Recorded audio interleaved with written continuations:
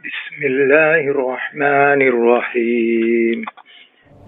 Siapapun di antara kita yang ingin tahun ini lebih baik daripada tahun yang kemarin, maka ada sikap terbaik, sikap utama yang diajarkan oleh Rasulullah SAW kepada kita.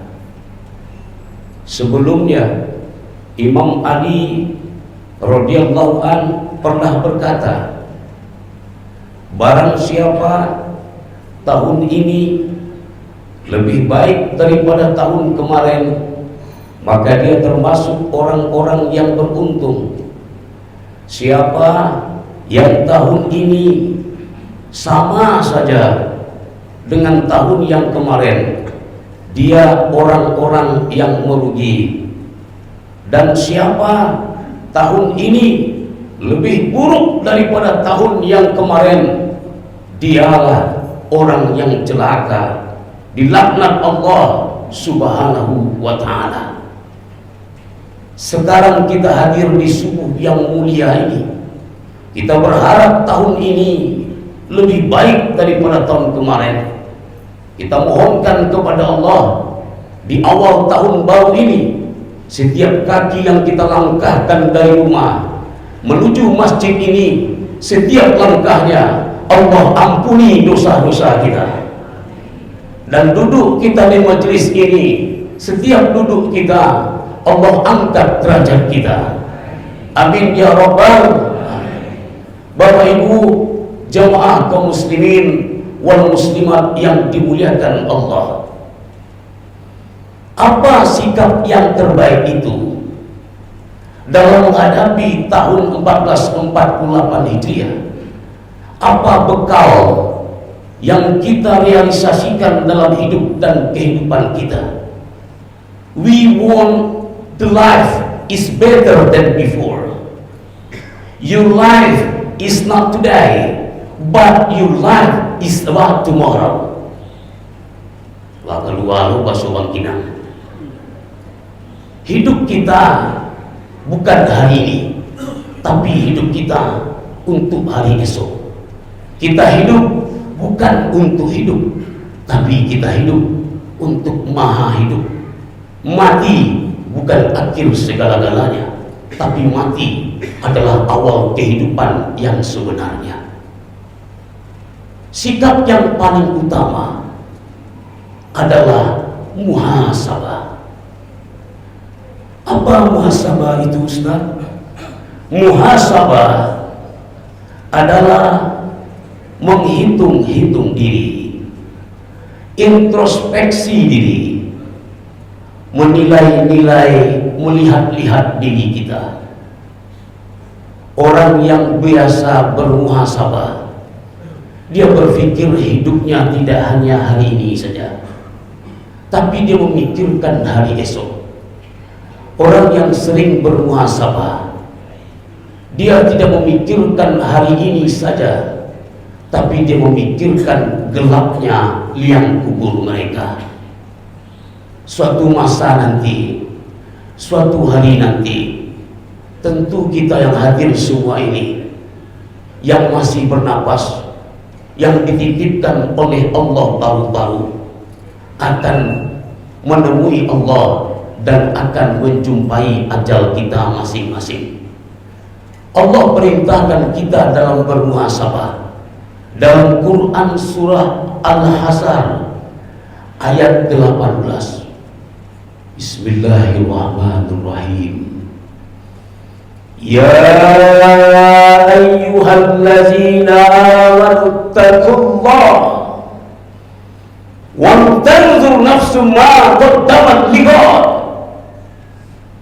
Allah panggil orang-orang yang beriman. Hai orang-orang yang beriman, kata Allah, bertakwalah kepada Allah. Wa tanzur nafsum ma qaddamat lighad. Ingat apa yang kau lakukan hari ini, apa yang kau buat hari ini adalah persiapanmu untuk hari esok. Apa yang kau buat masa lalu, itulah bekal kita untuk menghadap Allah. Maka Allah menyuruh kita untuk bermuhasabah, merenung diri kita, mengintrospeksi, menghitung-hitung dosa yang telah dibuat. Mungkin banyak dosanya daripada pahalanya, atau mungkin sering melalaikan perintah Allah. Jangan-jangan subuh kita sering bolong-bolong, atau mungkin sholat subuh sudah, tapi akhlak kita tidak terjaga.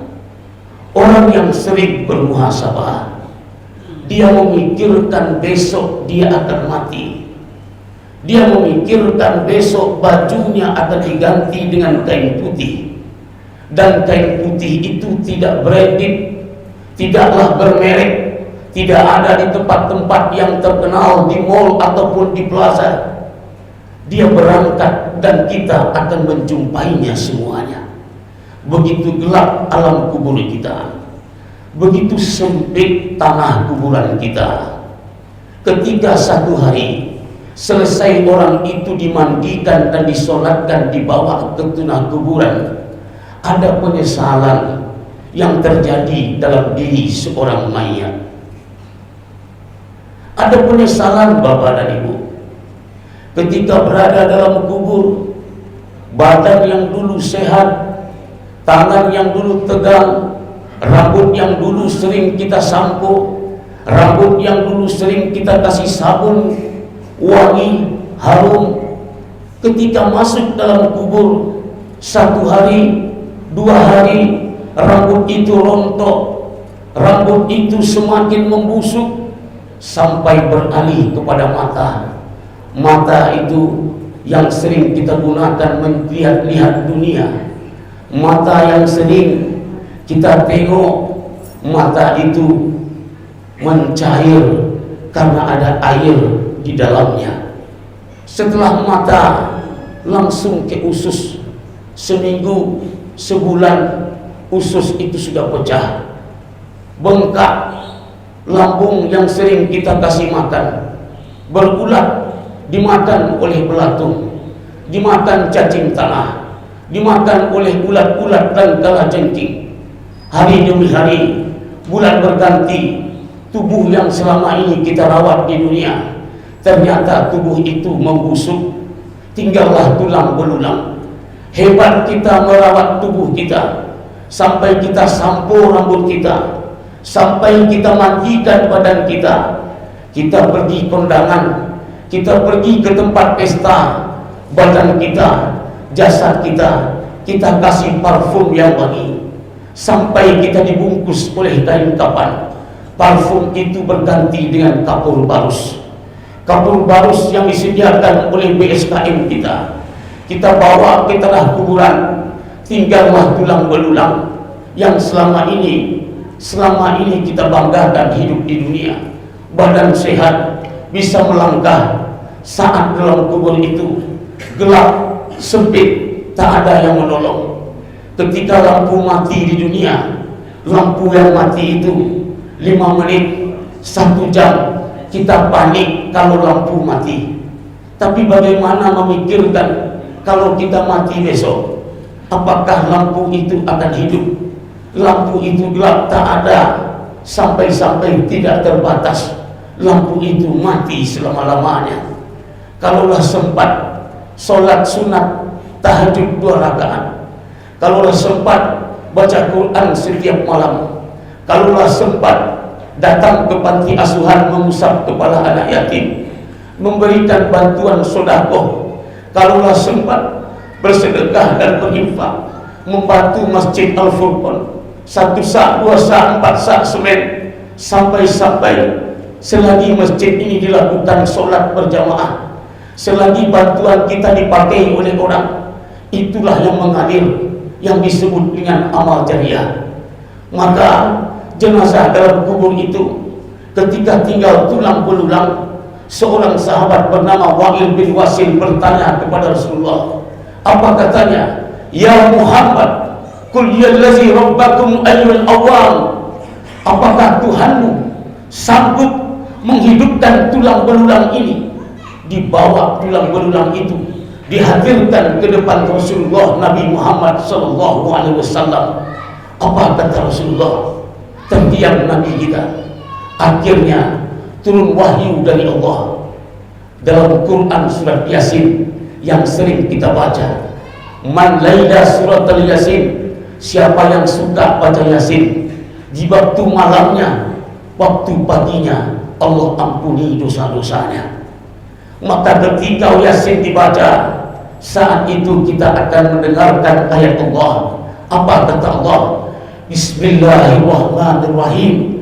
Qul yuhyillazi ansa'a awwal marrah wa huwa bikulli khalqin alim.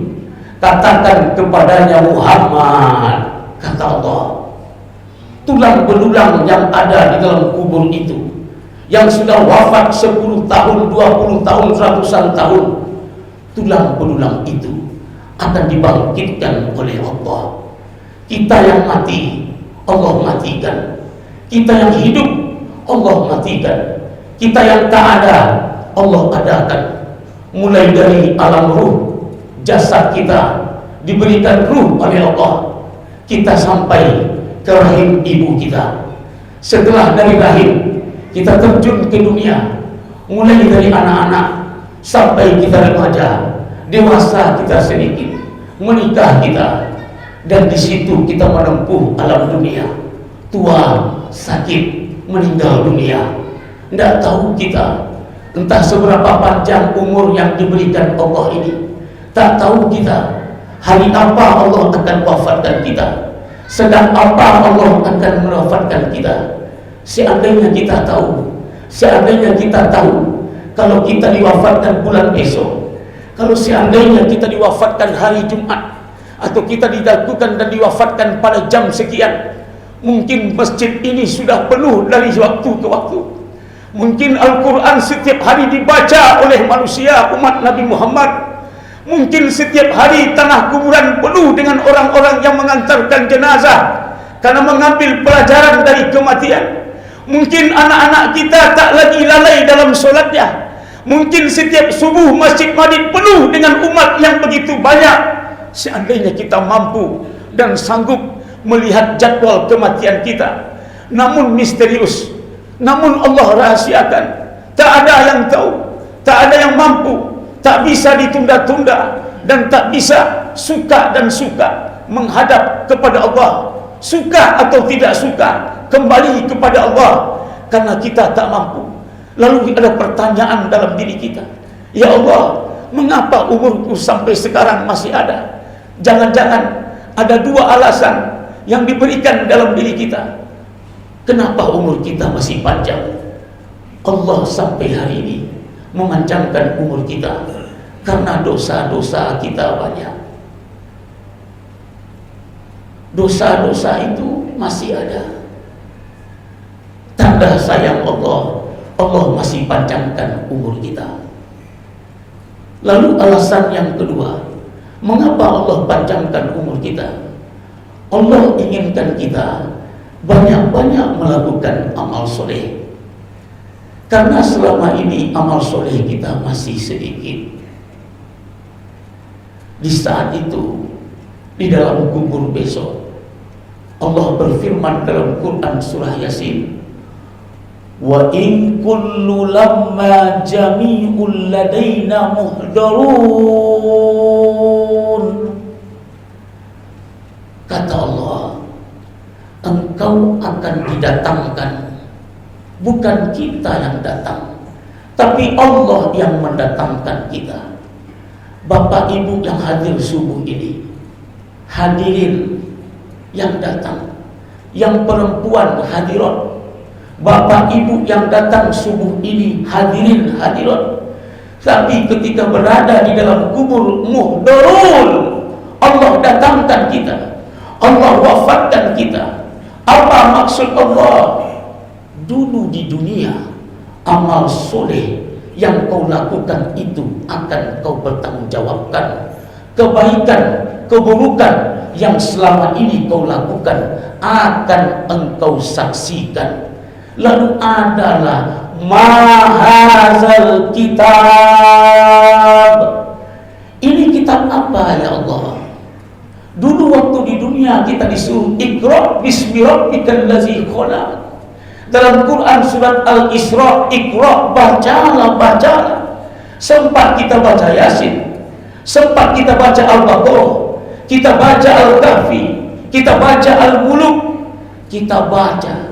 Namun pada hari itu jasad sudah berpisah dengan roh. Tak ada lagi amal-amal soleh, semua sudah terputus.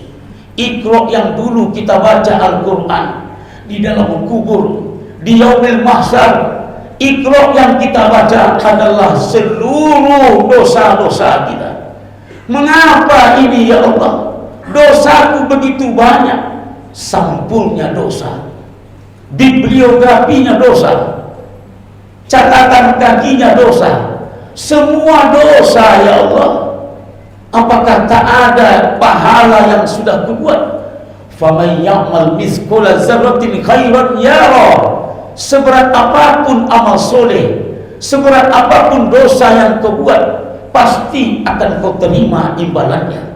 Mungkin waktu di dunia kita merenung, telah banyak orang-orang yang kita sakiti, atau di dunia kita punya tenaga staf pembantu, pernah tak kita bayar gajinya, atau mungkin kita belum sempat minta maaf kepada orang yang kita buat salah, atau mungkin di dunia kita pernah menzolimi orang dengan lisan kita. Semua itu akan diminta pertanggungjawaban. Seandainya orang yang kita zolimi itu dia tak punya apa-apa, dia hanya bisa mengadu kepada Allah. Orang-orang itu tak banyak duit untuk bayar pengacara, dia tak mampu untuk melaporkan dirinya kepada polisi ataupun aparat hukum, dia tak banyak duit untuk melapor kepada orang untuk dibawa ke pengadilan.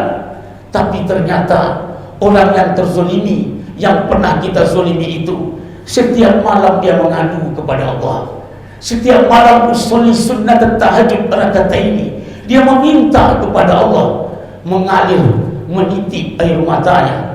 Dia dizolimi oleh majikannya, dia dizolimi oleh bosnya, dia dizolimi oleh pimpinannya yang dulu seharusnya membayar gaji untuknya tapi tak dibayar. Menangislah seorang pembantu rumah tangga, orang-orang asisten yang selama ini kita zolimi. Ketika dia berdoa kepada Allah, doanya Allah ijabah, doanya Allah dengar. Mungkin itulah yang menyebabkan amal soleh kita hilang, ditelan selama ini oleh kezoliman yang pernah kita lakukan. Bapak Ibu jemaah yang dimuliakan Allah, di dalam kubur itu penyesalannya adalah, kenapa dulu ya Allah aku tidak bersedekah? Kenapa dulu aku tunda-tunda untuk memberikan bantuan kepada orang lain? Padahal menyesal mayat dalam kubur ketika di dunia enggan untuk bersedekah, tidak sempat bersedekah. Maka sedekah bapak dan ibu hari ini, setiap hari bersedekah, itulah yang membawa pertolongan di dalam kubur nanti. Di dunia ini, sholat yang kita lakukan, mungkin kita sering melaksanakan infak, zakat, atau umroh haji kita. Di dunia kita bisa lakukan.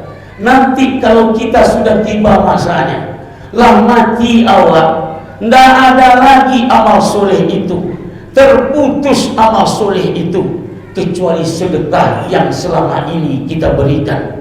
Sempat sedekah itu kita bantu ke tahfiz Quran anak yatim, rumah-rumah jompo, kita bantu masjid kita bantu anak-anak duafa. Itulah yang akan menolong kita. Sedekah menjadi cahaya dan lentera di dalam kubur kita nanti. Sedekah itulah yang membuat kita lapang alam kubur kita.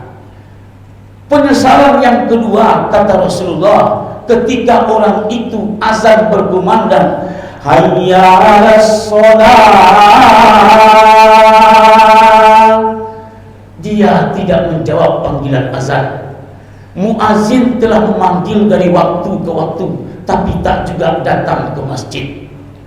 ketika sholat Jumat hari ini, ingatkan sama anak-anak awak, ingatkan sama anak bujang awak, sholat Jumat jangan lambat-lambatkan nak.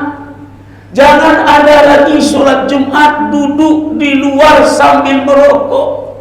Jangan ada lagi di luar sambil mau tahu-tahu main handphone. Karena apa? Ketika khatib naik mimbar, dia baca Assalamualaikum, maka tertutuplah catatan semuanya, ditutuplah buku itu oleh malaikat. Jadi orang-orang yang selama ini menunda-nunda sholat Jumatnya, dia aturannya datang bisa mendengarkan khutbah, tapi dia sengaja duduk di luar, paling lambat untuk datang, paling cepat pula pulang. Inilah manusia-manusia yang harus pantas untuk merenung diri. Jumat kemarin itu juga orangnya, Jumat besok itu juga wajahnya. Dan sampai kapan engkau dari Jumat ke Jumat melaksanakan sholat Jumat selalu terlambat dan pulang paling cepat. Langsung pulang pak, habis sholat Jumat tak mau pula berzikir. Habis sholat Jumat entah apa dikejarkannya. Apa salahnya engkau berdoa, berzikir pada Allah, mengadu kepada Allah? Seolah-olah hidupmu dibesarkan oleh angin, seolah-olah tak ada Allah dalam kehidupanmu. Siapa yang kasihkan kau rezeki? Setiap hari kau berdoa kepada Allah minta surga, setiap hari kau berdoa kepada Allah minta rezeki, setiap hari kau berdoa kepada Allah minta diberkahi kehidupan. Tapi sholat Jumat saja kau datang paling terakhir, kau pulang paling cepat. Kau mengaku Islam, mengaku umat Nabi Muhammad, tapi tak mau berdoa, tak mau berzikir. Inilah manusia-manusia yang tak tahu terima kasih kepada Allah. Tertutuplah catatan kebaikan itu. Di dalam kubur itu dibacakanlah seluruh amal-amal yang kita lakukan, sampai-sampai bapak dan ibu kita menyesal kenapa dulu di dunia tidak sempat sholat di awal waktu, kenapa dulu di dunia tidak pernah membangunkan anak sholat subuh, kenapa dulu di dunia rumah dekat masjid, panggilan 5 waktu azan berkumandang sampai ke jendela-jendela rumah kita, tidak sempat untuk datang ke masjid. 5 menit, 10 menit saja. Apa yang kau kejar di dunia ini? Tak malu kau sama Allah dibandingkan dengan nikmat-nikmat yang Allah titipkan kepadamu. Syukur kita ini bapak ibu kurang, syukur kita ini masih banyak yang kurang dibandingkan dengan ibadah-ibadah kita selama ini. Kadang kita lupa untuk sujud kepada Allah. Kadang-kadang kita jarang untuk menyebut Allah ketika mendapatkan kebahagiaan. Orang-orang kata Allah di dalam Al-Quran, disebut nama Allah maka bergetarlah hatinya, disebut nama Allah bergetarlah jiwanya. Dia akan datang kepada Allah, dia renungkan musibah yang selama ini datang kepada dirinya. Mengapa banyak musibah? Kenapa musibah tak pernah putus? Kenapa silih berganti datang masalah? Anak bermasalah, suami bermasalah, istri bermasalah. Kita sudah rajin sholat, mungkin selama ini ada yang salah dengan diri kita. Kita sudah beriman, tapi kita tak mampu mengajak saudara kita, anak kita untuk dekat kepada Allah. Kita hanya mampu untuk diri kita sendiri, tapi kita tak mampu untuk mengajak anak gadis kita, anak laki-laki kita untuk baca Al-Quran. Kita tak mampu menyuruh anak bujang kita suruh solat ke masjid. Kita hanya sibuk dan fokus untuk diri kita. Pantaslah Allah uji kita. Maka ujian itu jangan-jangan kita lupa dan kita jauh dari Allah. Lebih baik kita kehilangan sesuatu daripada kehilangan Allah. Jangan sampai kehilangan Allah gara-gara sesuatu.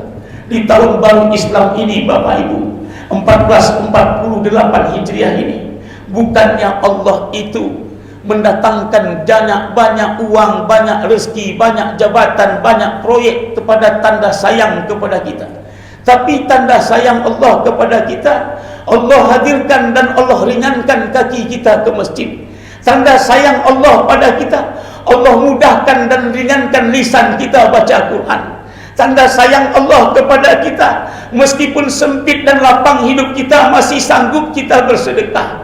Jangan-jangan kita mengaku hartaku banyak, rumahku besar, uangku banyak, tapi kau jauh dari Allah. Kau tak pernah datang ke masjid, kau sibuk dengan hartamu. Itu tanda-tanda Allah memalingkan cintanya kepadamu. Itu tandanya Allah telah memalingkan sayangnya kepadamu. Jadi kalau seandainya Allah dekatkan kita di masjid ini, tanda Allah sayang kepada kita. Betapa banyak orang-orang untuk melaksanakan amar ma'ruf nahi munkar itu sedikit sekali.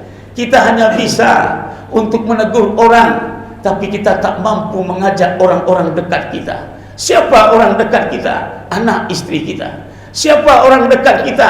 Menantu kita. Siapa orang dekat kita? Cucu-cucu kita, keponakan kita. Jangan sampai pada hari itu ditanya amal solehmu hanya untukmu, tapi kau tak pernah menegur, mengajak. Ta'muruna bil ma'ruf wa tanhauna 'anil munkar. Menyuruh anak-anakmu untuk solat, kau tak pernah. Menyuruh anak-anakmu untuk menyuruh baca Quran, kau tak pernah. Kau sibuk dengan ibadahmu, kau sibuk dengan amal solehmu. Ini yang sangat kita khawatirkan saat ini. Sikap yang paling utama dalam menghadapi tahun baru Islam 1448 Hijriah adalah muhasabah, renung hati kita, introspeksi salah kita. Apa yang salah selama ini? Tahun ini harus lebih baik dari tahun kemarin. Aku berubah. Untuk siapa kita berubah? Untuk Allah. Untuk siapa kita berubah? Perubahan ini total untuk diri kita. Jemaah yang dimuliakan Allah, apa pesan yang kedua? Yang kedua, ketika tahun baru Islam, sikap yang kedua adalah hijrah, kata Allah. Apa maksudnya Ustaz? Ada 4 arti hijrah di sini. 1, hijrah adalah berpindah. Yang kedua, hijrah artinya melangkah. Yang ketiga, hijrah artinya berubah. Yang keempat, hijrah artinya adalah meninggalkan. Dia berpindah dari yang tidak baik kepada yang baik. Dia melangkah dari yang selama ini tak pernah melangkah ke masjid, dan hari ini, tahun ini dia sering melangkah ke masjid. Dia berubah, yang selama ini suka bohong, yang selama ini sering menipu, yang selama ini sering menghina, yang selama ini sering menghardi orang-orang yatim, yang selama ini suka sombong, yang selama ini pelit dan kikir. Dia berubah untuk arah yang lebih baik, kemudian meninggalkan. Apa yang dia tinggalkan? Dia tinggalkan yang salah menuju kebaikan. Yang selama ini tak baik menjadi baik. Yang selama ini tak taat kepada Allah menjadi taat. Yang selama ini bergelimang dengan maksiat menjadi tinggalkan maksiat, meninggalkan judi online, meninggalkan perbuatan-perbuatan mungkar yang dilarang oleh Allah. Itulah hijrah yang sebenarnya. Simak firman Allah dalam Quran surat Al-Baqarah ayat 218. Bismillahirrahmanirrahim. Innal ladzina amanu wal ladzina hajaru wajahadu fi sabilillah. Apa kata Allah? Sesungguhnya orang-orang yang beriman itu hijrahnya sungguh-sungguh, imannya sungguh-sungguh, taatnya sungguh-sungguh. Wajahadu fi sabilillah. Dia taat di jalan Allah. Apa imbalan Allah untuk orang ini? Ulaika yarjuna rahmatallah wallahu ghafurur rahim. Al-Baqarah 218.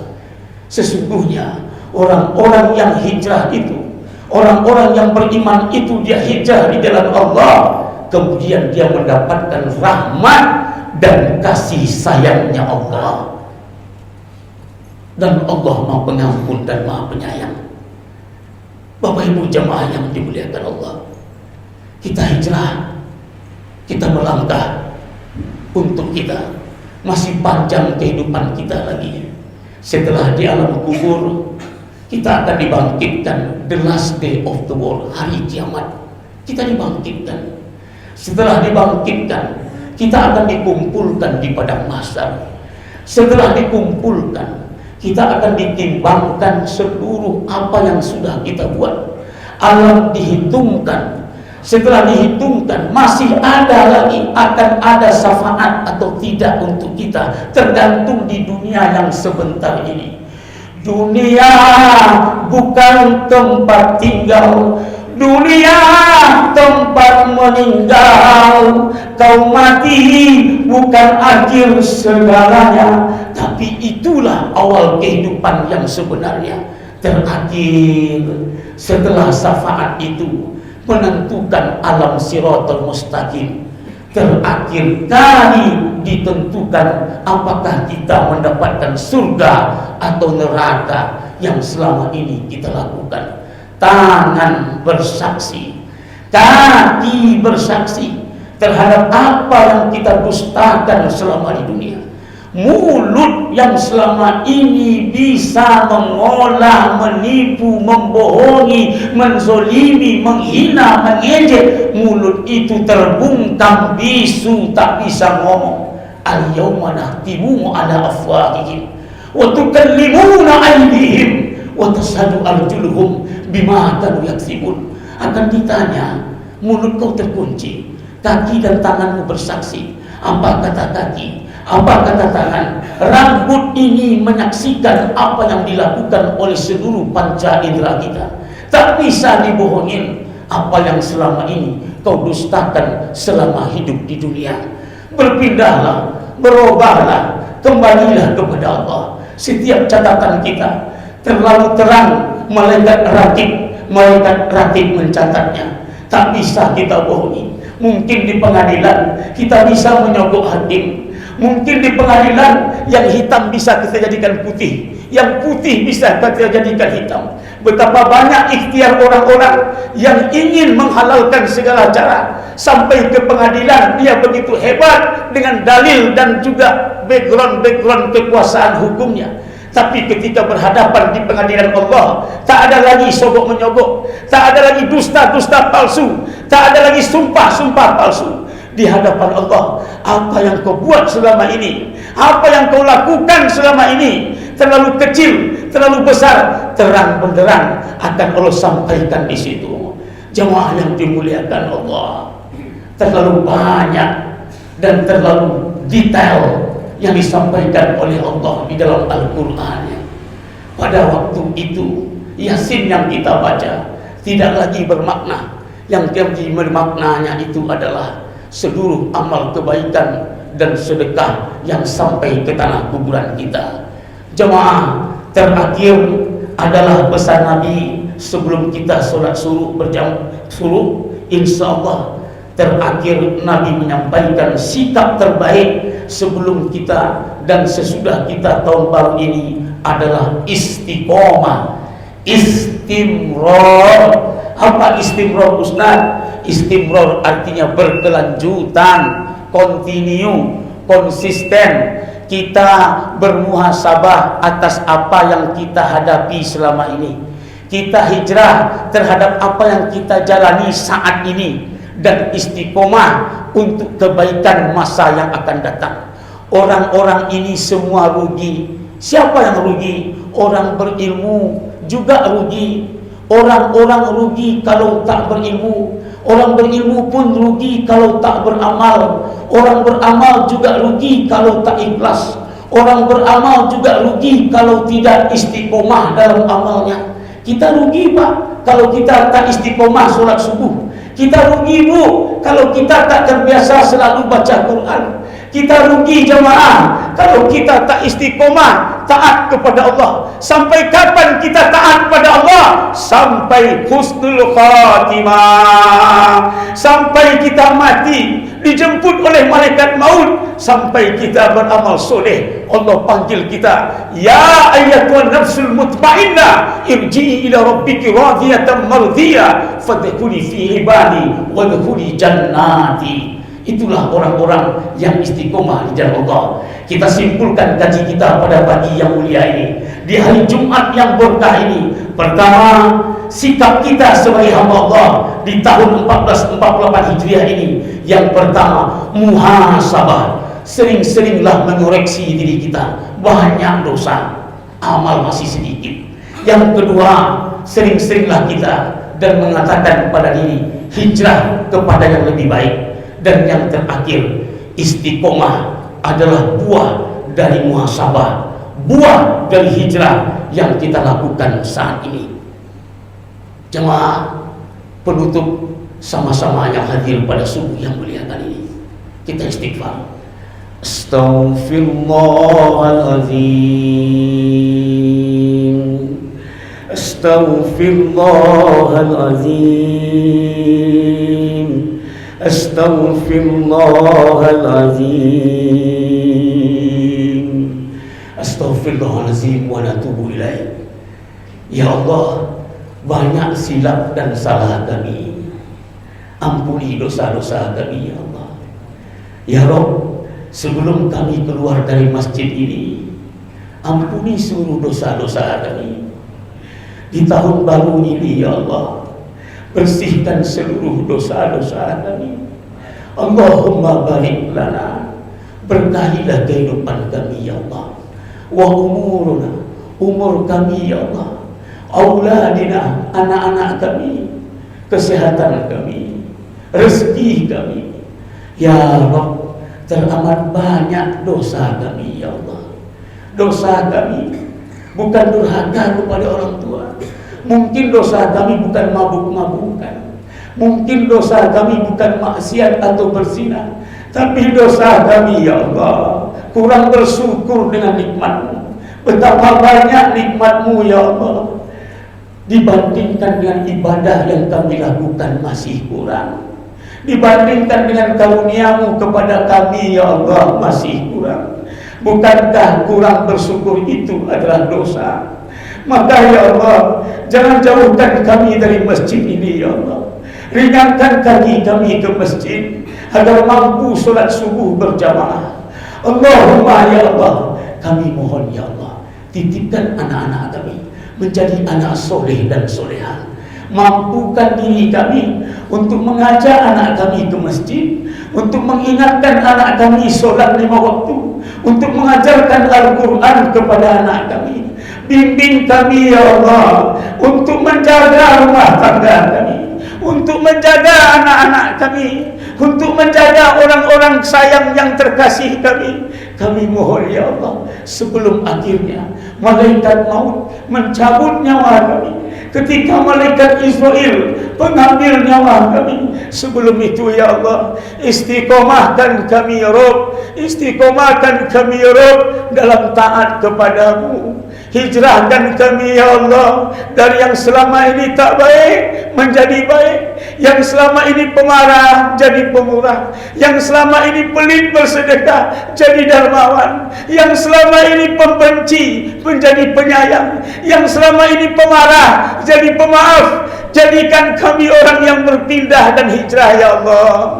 Allahumma ya Allah, jadikan jamaah Masjid Al-Furqan, kaum muslimin, kaum muslimat tahun ini lebih baik dari tahun kemarin ya Allah. Ya Allah yang hadir hari ini, sehatkan badannya ya Allah. Siapapun yang sakit di antara kami, sembuhkan sakitnya ya Allah. Siapapun di antara kami yang punya masalah dalam kehidupannya, cukuplah Engkau yang tahu ya Allah. Tidak ada masalah yang besar kalau kita bersama Allah yang maha besar. Angkat masalahnya ya Allah. Jika ada yang punya hajat, kabulkan hajatnya ya Allah. Rabbana zalamna anfusana wa illam taghfir lana wa tarhamna lanakunanna minal khasirin. Doa ini diajarkan kepada kami. Ya Allah, ya Tuhan kami sering menzolimi diri kami. Ya Allah, Kami rugi ya Allah kalau kami tak mendapatkan rahmat dan sayang-Mu. Kami mohon ya Allah, jangan sesatkan kami setelah kami mendapatkan petunjuk dan hidayah-Mu. Rabbana la tuzigh qulubana ba'da idh hadaytana wa hab lana min ladunka rahmah innaka antas samiul alim. Rabbana atina fid dunya hasanah wa fil akhirati hasanah wa qina azabannar. Terimalah doa kami ya Rabb. Jamaah Masjid Al-Furqan sampai di penghujung nanti, wafatkan kami dalam keadaan husnul khatimah. Terima doa kami ya Allah. Walhamdulillahi rabbil alamin.